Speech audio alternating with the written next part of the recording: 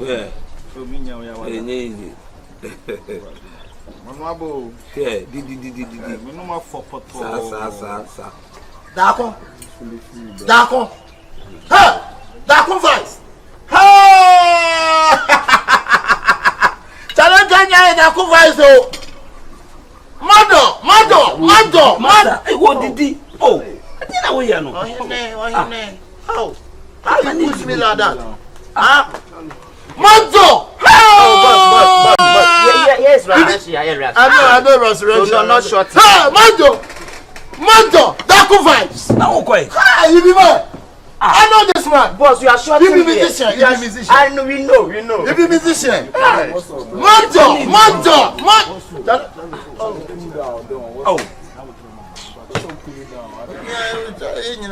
You should say for. Oh, did money? Oh, okay. Wow.